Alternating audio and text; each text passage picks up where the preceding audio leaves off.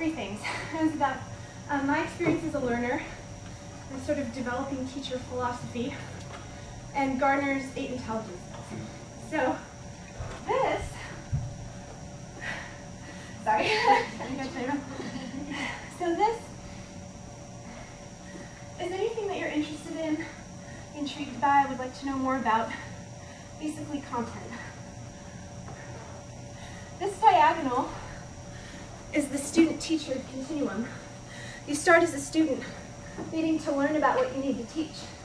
You slowly approach it, circle it, and then maybe you kind of, I don't want to say master it, but get a better idea of it, and then you're ready to kind of invite another student down this continuum.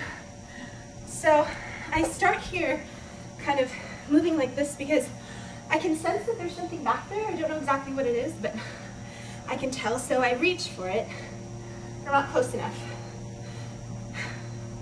Try again, but I'm still not close enough.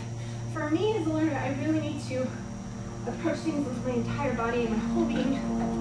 So that's why I do this. I get closer. And then here I'm kind of like assessing the situation, trying to figure out what my best approach would be to sort of figure this subject out. Okay, maybe we kind of stay if I am in general. So then I figured out what that is. I need time, just like a wristwatch, time. I need space.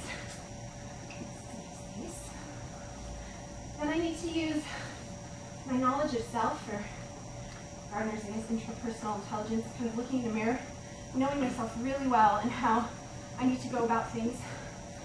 Okay, and for that, then I need to have fun. This is fun. Then I need to be able to use my language, so I'll stick here and going, but there's so much that I have to say. And then I also need to be in a non-competitive environment, in a non-judgmental environment. So I see this as kind of that subtle competition that maybe is, you know, in teacher's lounge or like at a particular table or in a group. And I don't do well in that, and I start to kind of become that way. And so I need to remove myself from that environment and go to a totally different place. And then, sorry, and then the choreography is all the same. It's just supposed to be more full and more embodied. So we do all this again, but it's supposed to be a lot bigger. So I can take my space, I can take my time, I can take my knowledge of self, I can have my fun, I guess, and I can use my language the way I need to, and then maybe I have it, because for me, if I can talk about something, then I know I really understand it. So I take that language, and I kind of give it to the subject. So that's why I circle the second time. And then I look at what I know now, and I'm looking back at a student now coming down this continuum. So I'm kind of ready to sort of set the stage for their learning or invite them to come and approach the subject. So to set that stage, well, basically, I mean, as a teacher, I want to be able to let students kind of learn in their own way. And I thought a really nice model for that was Gardner's 8 intelligences. So there's a movement for every intelligence. So this is linguistic, right? I have so much to say. This is logical and mathematical. I see this like as a child counting on their fingers. So they're off on that. This is visual and spatial. So with my eyes, I'm creating this two-dimensional plane. And I'm taking an object, 3D object, obviously, object, and I'm inserting it into the plane, and I'm walking around it, because people with this intelligence usually are able not only to manipulate an object in space, but also they usually understand their relationships to objects in space. So I'm circling the object. Then this is, again, like the intrapersonal knowledge, or the knowledge of self. And like I said, I see this as looking into a mirror. And trying to be as objective with myself as possible. But because we can't be objective, because we're assessing ourselves, subjectivity is always involved, I see the mirror as breaking. But nonetheless, that knowledge that we have from assessing ourselves leads to our interpersonal knowledge, which, you know, how we kind of judge the actions between other people and kind of figure out what's going on with that.